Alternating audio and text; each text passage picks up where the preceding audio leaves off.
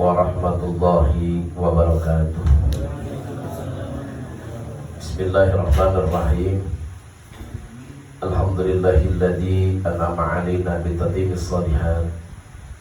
Wassalatu wassalamu ala sayyidis sadat sayyidina wa habibina wa syafi'ina wa maulana Muhammadin sahibil mu'jizat.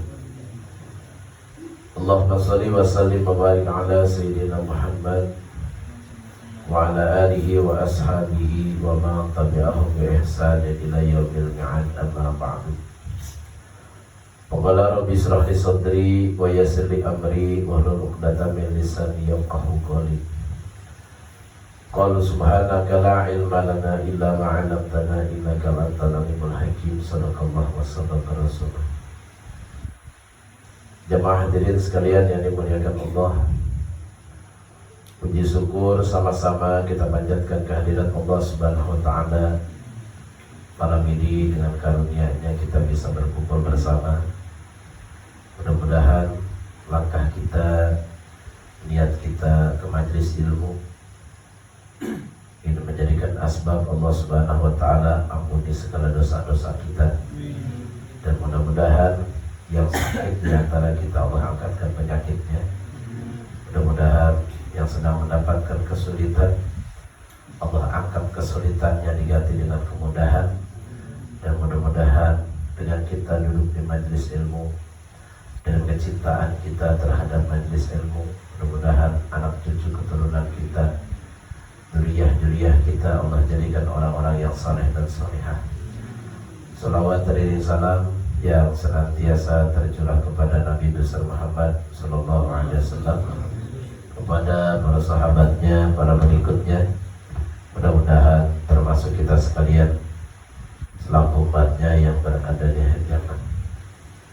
Hadirin jamaah sekalian yang dimuliakan Allah, mari sama-sama sebelum kita ta'lim, terlebih dahulu kita bacakan qasidatul burdah dari Imam Busiri, walau hanya 1-2 bait.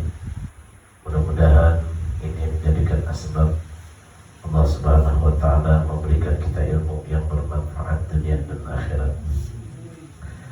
A'udzubillahi minasyaitonir rajim. Bismillahirrahmanirrahim. Ya Rabbi bil Mustafa balligh maqasidana waghfir lana ma madha ya wasi'al karami.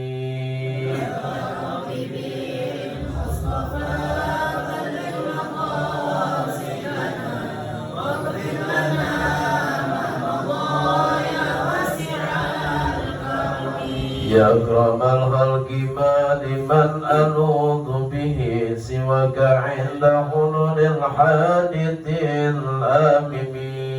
Ya Rabbi bil Mustafa balligh maqasidana waghfir lana ma madha ya wasi'al karami. Muhammadun sayyidun kaunaini wa thaqalaini wal fariqaini min arbin wa min ajami. Ya Rabbi bil Mustafa balligh maqasidana waghfir lana ma madha ya wasi'al karam. La'alla rahmata rabbina yaqsimuha tati ala hasabil asyani fil qisami.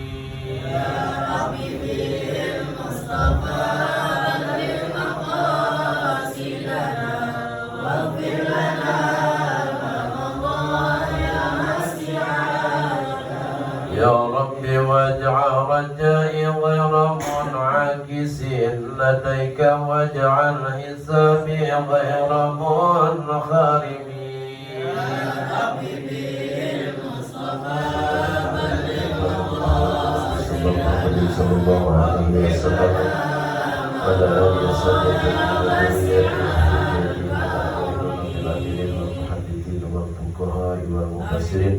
wa imatil mustahidin wa muqaddidin hadrati khususan Imam Syafi'i radhiyallahu anhu wa ila hadrati khususan Sayyidina Bismillah hadrati Sayyidina Al-Jawi wa hadrati Sayyidina Ahmad bin Umar As-Sadri Al-Alawi Al-Husaini wa hadrati khususan Sayyid Sa'id bin Muhammad Ba'asim وإلى حضرة خصوصا الشيخ عبد الله بن عبد الرحمن ولديهما جميع مسيحهم وأصولهم وقولهم أن الله يغفر لهم ويرحمهم ويعلي درجاتهم في الجنة. اللهم انفعنا وارفعنا بركاتهم وأسرارهم إلى رضا مسيحنا بالدين خصوصا حضرات وسنة بإمام الكاسب بن حج عبد الغفور كيامة الجيد بن الرحمن ولديهما وجميع مسيحهما وأحبائهما أن الله يغفر لهم ويرحمهم ويعلي درجاتهم بالجنة. اللهم انفعنا وارفعنا بركاتهم وأسرارهم وإلى رجل من آبائنا وأمهاتنا دادنا ومعلمنا في الدين أجمعين وإلى جميع الحبايب من سيد الحسن وسيدنا حسين أجمعين سيعود الله لنا ونم الفاتحة. أعوذ بالله من الشيطان الرجيم. بسم الله الرحمن الرحيم. الحمد لله رب العالمين الرحمن الرحيم مالك يوم الدين إياك نعبد وإياك نستعين اهدنا الصراط المستقيم صراط الذين أنعمت عليهم غير المغضوب عليهم ولا الضالين آمين. Hadirin jemaah sekalian yang dimuliakan Allah, kemarin kita telah selesai sedikit membahas dari hal-hal yang boleh kita mana yang harus kita kodok dibersihkan dan ada kodok yang dilakukan setelah membayar daripada sholat yang ada. Malam ini kita masuk kepada arkanus sholat. Bismillahirrahmanirrahim. Qala al-mu'allifu rahimahullahu ta'ala alaihi wa nafa'ana Allahu bi barakatihi wa bi darin. Arkanus sholati sab'ata asyara. Bermula rukun-rukun di dalam sholat ini ada 17. Rukun itu sesuatu pekerjaan yang wajib kita kerjakan di saat kita sudah mulai melakukan sholat, itu namanya rukun. Kalau syarat, sesuatu yang harus dipersiapkan sebelum kita masuk ke dalam sebuah pekerjaan.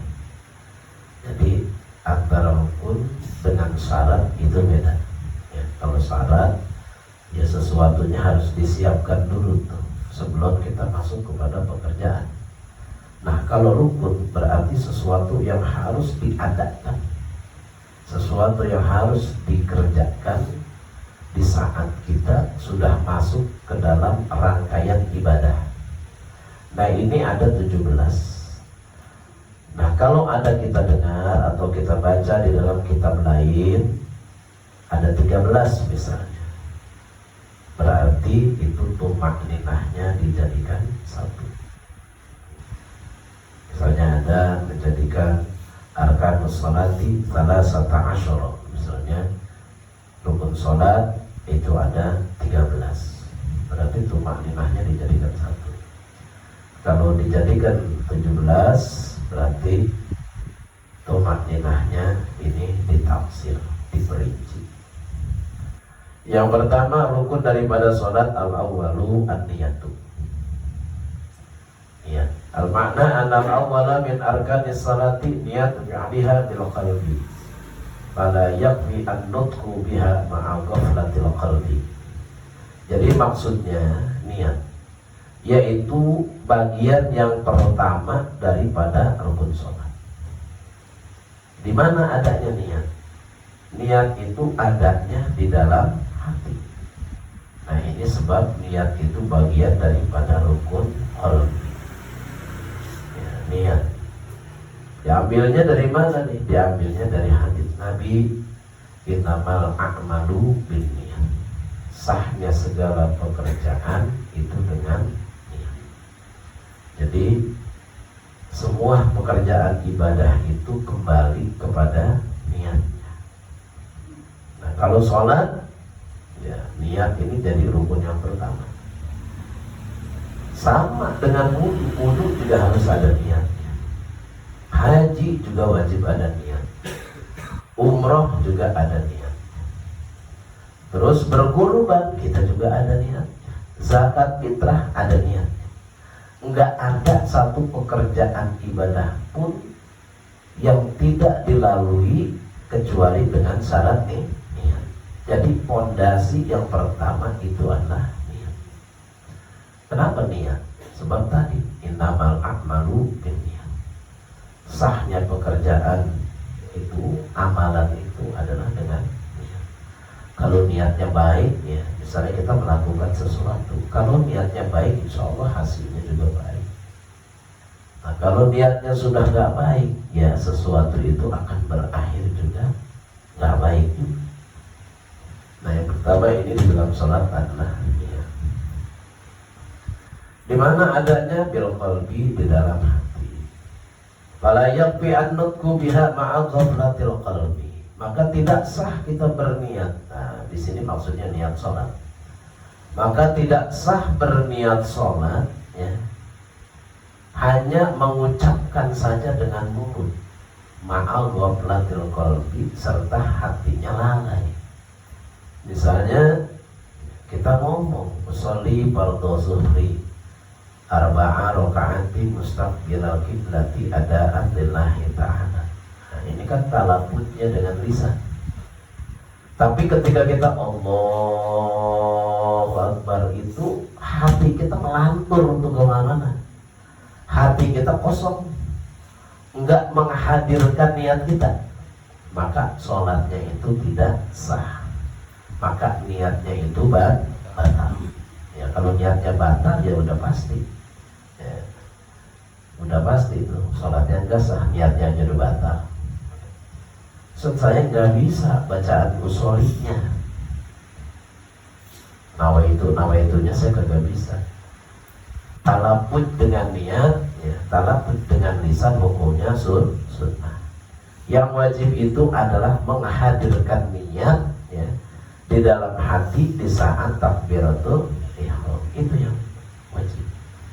Jadi jangan diribetin sama usholi. Ya. Misalnya kita nggak bisa di usholi, di sini nggak bisa usholi fardhu zuhri, misalnya usholi sholat mayit juga nggak bisa. Jangan gara-gara nggak bisa usholi kita nggak jadi sholatin mayit. Gimana kalau nyolatin mayit sementara kita nggak bisa? Yang penting jangan jadi imam. Ya. Kalau jadi imam wajib gitu. Ya masa jadi imam kagak bisa niat sholat mayit ya. Yang penting jangan jadi imam. Kalau kita posisinya jadi makmum, gimana kalau sholat mayit kita nggak bisa? Ya cukup. Di saat kita takbir Allahu Akbar itu hadirkan niat kita apa? Saya menyolatkan jenazah seperti yang disolatkan imam. Udah cukup, begitu juga. Ya, kalau memang kita nggak tahu ini mayat ini laki atau perempuan, atau juga kita nggak bisa niatnya kayak yang lain, ya, kayak orang-orang kita nggak bisa. Ya udah kita niatkan saya sholat mayit seperti yang disolatkan imam. Udah. Yang penting posisinya kita bukan jadi imam, kita posisinya jadi imam. Nah sekarang wala yadurrun nutqu bihilafi ma fihi, dan tidak jadi mudarat, artinya nggak jadi apa-apa, nggak masalah. An-nutqu kita ngomong, kita bicara, kita berucap. Bihilafi ma fihi, dengan berbeda apa ayat yang di dalam hati. Contohnya gimana? Seperti di sini palawna wa fardhon wa nataqa bi khilafihi ka'anna wa zuhra wa nataqa bil asri kanatil ibarah bima nawahu. Seperti ada orang misalnya niatnya sholat asar, tapi ya dia mau sholat johor nih. Dia mau sholat johor. Pas usolli fardhul asri, tapi pas takbir mah niatnya asar. Ya. Nutkunya, nutku di bilisannya ini saya sholat usolli fardhu zuhri, ya, usolli fardhu asri misalnya.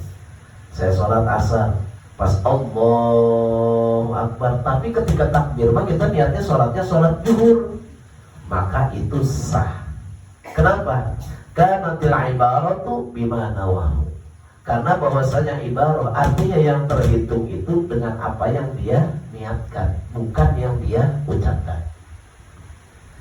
Jadi sahnya perbuatan itu bukan dengan apa yang dia ucapkan di dalam sholat, tapi dengan apa yang dia niatkan. Kan orang bisa aja keder, Pak.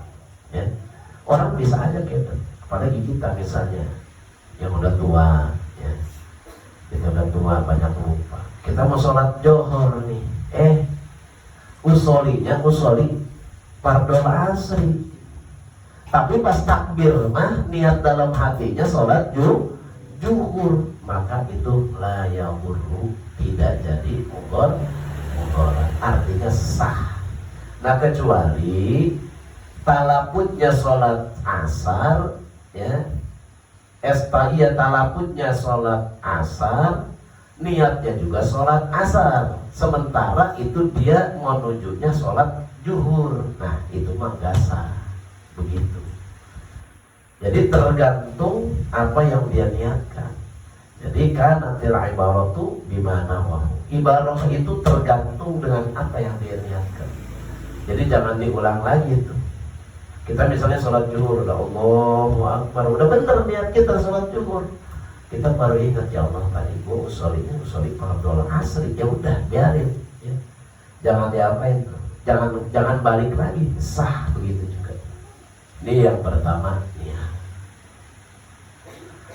Atsani, yang kedua takbiratul ihrami, yaitu adalah takbiratul ihram, mengangkatkan kedua tangan kita sunnahnya. Takbiratul ihram. Yang rukun itu apanya? Yang rukun itu membaca takbirnya. Mengangkat tangannya hukumnya sunnah. Jadi kalau misalnya ada orang takbir Allahu Akbar, tangannya enggak diangkat, ya sah sholatnya, ya. Kan yang jadi perbedaan pendapat di antara para ulama itu ngangkat tangannya. Kalau masalah takbirnya itu semuanya juga nggak ada ikhtilaf, semuanya sepakat. Takbir itu adalah hukumnya wajib. Ya mau mazhabnya Imam Syafi'i, mau Maliki, mau Hanafi, mau Hambali, semua sama. Allahu Akbar. Yang berbeda itu urusan ngangkat tangannya. Jadi yang berbedanya itu adalah urusan sunnah. Kalau misalnya nanti akan ada tuh di depan. Yang kalau untuk Imam Syafi'i baina mankibaihi Allahu Akbar. Ada yang juga Allahu Akbar. Ada yang juga Allahu Akbar. Ada yang di sini, ada yang di bawah, ada yang di sini kayak kita. Nah, itu mah udah jangan diribetin, ya. Jangan diribetin. Yang penting tahu dasarnya. Ya, jangan asal ikutan. Ibadah mah bukan apa? Bukan tren, ya. Ibadah itu bukan tren.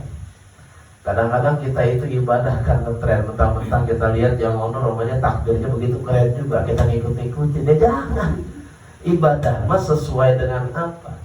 Dengan ilmu yang kita pahami, yang kita ambil dari seorang guru. Begitu. Ilmu mah jangan boleh nyontek. Biar benar. Yang namanya ilmu biar boleh kalau boleh nyontek mah tetap salah. Sebab ilmu mah kudu ada gurunya. Apalagi urusan agama. As-sanadu minad-din. Sanad itu adalah bagian daripada agama. Laulal isnad laqala man sa'a wa man sa'a. Kalaulah tidak perlu adanya isnad, tidak perlu adanya sanad, maka orang itu akan ngomong seenaknya. Kenapa mesti ada sanad dalam ilmu? Seperti kita misalnya ngaji fikih, kita menerangkan fikih sesuai dengan apa yang didapat dari guru kita. Guru kita menyampaikan ke kita sesuai yang dia dapat dari gurunya. Gurunya menyampaikan ke guru kita sesuai dari gurunya, terus dari gurunya, terus dari gurunya, terus sampai dari gurunya, terus sampai kepada Imam Syafi'i, terus dari Imam Syafi'i sampai kepada Imam Uyainah, terus sampai ke sahabat, sampai ke Nabi. Nah itu namanya sanad. Jadi kalau kita boleh nyontek, ya, sekarang bukan banyak Pak. Nah, sekarang banyak orang, ya, ilmu tuh boleh nyontek, ya, boleh nyontek, ya. Boleh nyontek soalim lagi, ya Allah. Udah boleh nyontek, gayanya gaya orang alim. Bikin apa? Perkumpulan, ya, 2-3 orang sampai ada 5 orang. Apa yang kajiannya? Kajian membahas ayat Al-Quran. Lah, serem amat membahas ayat Quran. Sementara standar untuk membahas ayat Al-Quran dia nggak ada. belajar nahu nggak pernah, belajar sorab nggak pernah, bade bayan ma'ani balagohnya dia kagak tahu, ilmu manteknya kagak tahu, usul fikihnya kagak tahu. Harus ditunjang dengan ilmu hadis saja, bahwa takdirnya dia harus tahu, mustalahatul hadisnya dia kudu paham, baru tentu. Ini baru tiba bisa baca pakai terjemahan apa? Membuka kajian ayat Al-Quran. Ya Allah, ini nih ya, makanya man la saykholahu fasayhuhu saytonun, atau ulama begitu, orang yang kagak punya guru fasayhuhu saytonun, gurunya itu setan ya.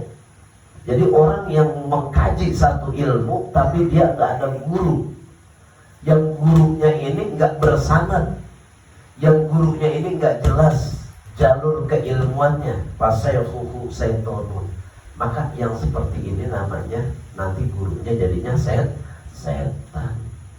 Nah, ini yang kedua, takbiratul ihram. Kita ucapin dan nanti ada tuh di belakang syarat takbiratul ihram. Allahu akbar ya. Allahu akbar. Akbar. Jadi Allah bukan Allah. Kalau Allah berarti menambahkan huruf waw, ya gak. Atau wallah ditambah huruf waw. Ada lagi Allahu akbar, ya gak sah juga ditambahin pakai waw lagi tuh. Yang jelas apa? Allahu akbar. Akbar, jangan ekbar, kagak ada ekbar. Ini kadang-kadang ada juga tuh, pengen pasai. Allahu Akbar. Apaan Akbar? Ada juga yang ajan begitu. Allahu Akbar, Allahu Akbar. Lebay ya, belagu itu namanya. Udah dah, kita mau orang Indonesia, kemampuan makhraj kita segitu, udah segitu, jangan dibuat-buat, jangan suka apa, jangan suka niru-niru. Jangan Allahu Akbar, Allahu Akbar. Ya, mau ngapain lu? Ya, akbar, akbar kagak ada akbar. Coba deh cari, ada nggak huruf hijaiyah ek? Kagak ada ek, yang ada ak ya. Allahu akbar. Sama apa lagi nanti pas qiraatul Fatihah, an'amta alaihim. Udah an'amta tak ya, an'amta alaihim. Jangan an'amta alaihim. An'amta, mana ada an'amta? Nggak ada huruf apa? Huruf apa? Huruf dalam Al-Quran itu tak, itu dibaca cak ya. Yang ada itu tak, udah tak ya. An'amta alaihim, dikit an'amta alaihim, jangan an'amta alaihim ya. Kalau bacanya an'amta ya, tanya bukan minta-minta, jadi minca-minca. Kayak bacanya udah apa? An'amta ya.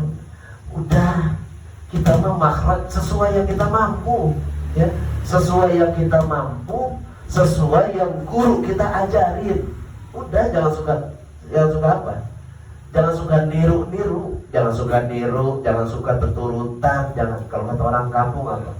Jangan tertuladan ya. Jangan suka tertuladan kalau nggak tahu dasarnya mah. Udah, guru kita ngajarin begitu, udah begitu. Ya, insya Allah guru kita sambung sanadnya. Guru kita ngajarin begitu, dia boleh belajar terus sampai ke Rasulullah. Udah, Allahu Akbar itu, Allahu Akbar. Jangan dikolong-kolahkan juga ya. Jangan Allahu Akbar ya, pengen paseh lagi itu. Jadi kalau pengen paseh buat-buat ya ujung-ujungnya ya jadi salah gitu. Begitu. Jadi jangan ditambah-tambah gitu. Dan gak boleh diganti kalimat takbir itu. Misalnya Allahul Azim ya, walaupun azim itu sama-sama artinya agung. Allahul Karim, Allah yang maha mulia. Udah, enggak. Pokoknya pakainya Allahu Akbar ya. Dari Masyrik sampai Maghrib bacanya begitu. Nah, itu. Terus al-thalisu, yang ketiga, min arkanis sholati, daripada rukun-rukun salat, al-qiyamu 'alal qadiri fil fardi, yaitu berdiri bagi orang yang mampu fil fardhi, di dalam sholat fardu wajib kita berdiri. Gimana itu berdiri? Ya, berdiri itu meratakan kaki, ya. Ayat sab'idham dhahrihi, dia meratakan seluruh, ya, tulang-tulang apa? Tulang-tulang badannya. Lempengin, ya. Kecuali emang ada penyakit, misalnya penyakitnya udah pengapuran misalnya, udah gak bisa lempeng begini misalnya, Allahu Akbar, misalnya udah lempeng begini, ya gak apa-apa, namanya juga ada penyakit, ya. Ya kalau masih sehat mau ngapain sih gaya-gayaan? Kaki biar lempeng, ya, kaki biar lurus. Jangan apa, jangan sebelah lempeng begini, sebelah ditekuk begini nih, udah kayak kuda pengen apa, mau lari. Jangan, ya. Udah lurusin dua-duanya, madepin ke kiblat. Terus gimana jarak kaki kita, ya, dengan jamaah yang lain? Ratakan, ya, ratakan. Jangan terlalu ngejebrak, kalau ngejebrak. Jangan terlalu lebar, masya Allah. Saya juga bingung. Kadang-kadang orang sholat itu ngejar-ngejar kelingking orang, ya. Untuk kagak ada yang ngegedik gitu. Kalau ada yang ngegedik jadi berantem kita bisa sholat, ya. Iya, ya udah kita masih gini nih, ya, sejengkal tuh, ya, segini udah. Ini kadang-kadang udah pengen apa, pengen rapot, wah ada yang pengen jegang segini. Kata dia apa alasannya? Kenapa ente sholat pengen jegang begitu? Biar setan gak lewat sini. Lah setan nyeplos dari belakang ente itu, ya, badan lebar. Ya kalau akal jawab pakai akal, Pak. Kalau dia bilang kita kalau gak rapetin begini, setan lewat sini tuh, renggangkan, kata dia. Makanya kita rapetin. Ya iya, setan lewat situ gak bisa. Kan lewat ente, badan lenggak bawahnya itu, ya. Jadi udah segini. Lagi yang namanya rata itu, Pak, ya, rata itu bukan sama kaki. Makanya subuh bakum pain atas atas subuh bimin iqamati sholah. Rapat mah ini nih, bahu, ya. Coba orang lihat baris. Orang kalau bahu udah rata semuanya. Kalau emang ukurannya kaki, ya, misalnya kaki ini sama kaki ini udah nyatu. Kaki orang itu nomornya beda-beda. Orang ada yang nomor kakinya 40, ada yang 41, ada yang 39, ada yang 43, ada yang 45, ada yang 60 kakinya. Nah kalau ukurannya apa? Kalau ukurannya kudu rata ini, lah ini ujung-ujungnya sok gak bakal rata. Sebab kudanya rata ini rata kemari, ini rata ke sini, ini rata kemari. Ujung-ujungnya sok gak rata, sebab dia targetnya kaki yang rata. Tapi yang namanya rata itu adalah bahu. Kalau bahu udah rata, insya Allah semua rata. Gitu. Al-qiyam 'alal qadiri, berdiri buat orang yang mampu bil fardhi. Jadi di dalam salat fardu, jadi lurusin tuh kaki kita, badan kita, wajah kita. Jangan kita udah sholat apa, tunggang tengok sono kemari, udah fokuskan wajah kita. Gimana kalau di dalam sholat sunnah? Kalau di dalam sholat sunnah, berdiri itu hukumnya sunnah. Jadi kalau misalnya sholat sunnah, hukumnya sunnah. Seperti sholat tarawih, kan hukumnya sunnah. Maka diri di dalam sholat tarawih, hukumnya juga sunnah. Aduh, rakaat kedua udah capek, ya duduk. Jadi jangan alasan begini, ngapa gak tarawih, udah gak kuat diri. Udah gak kuat diri, ya duduk. Jangankan sholat sunnah, kalau udah gak kuat diri mah duduk juga boleh. Cuman kadang-kadang kita suka bingung, dari rumah megagah banget sampai masjid ngambil itu lumpuh. Iya, ada yang dari rumah lo gagah banget, itu jalan sampai masjid pas sholat dia prok lah. Nah, saya jadi bingung, lah kan itu jalan gagah banget tadi ya. Lah ngapa pas sampai masjid sholatnya mah duduk. Jadi jangan kita sangka nggak kuat dulu, harus ada upaya diri dulu. Ya, udah diri kagak mampu duduk. Ya, diri dulu, kalau udah nggak mampu diri baru duduk. Jangan kita begini. Aku malah banyak kagak bakalan mampu ini diri. Gue duduk beda. Ya jangan. Kalau emang kita kayaknya masih mampu, upayakan dulu diri. Pas rakaat kedua kita udah nggak kuat diri, ya duduk. Begitu ya. Kalau nggak kuat duduk, tiduran ya, intijak ya, berbaring. Kagak kuat berbaring ya celentang kagak kuat isyarat kagak bisa juga ya sembayangin udah, ya sholatin tuh isyarat kagak bisa. Jadi jangan kita dari rumah kalau kita gagah banget jalan jam-jam sampai rumah sholat ngedeprok ya kan capeknya ke jalan Pak. Jadi upayakan dulu diri kalau untuk sholat wajibnya. Jadi kita berupaya dulu untuk diri. Setelah ternyata diri kita ini nggak kuat, baru kita duduk. Baru nanti qiraatul Fatihati wallahu a'lamu bishawab. Mudah-mudahan sedikit yang kita pelajari malam ini menjadi ilmu yang bermanfaat. Sama-sama kita sebelum doa kita baca kalimat ya Allah sebagai istighosah kita.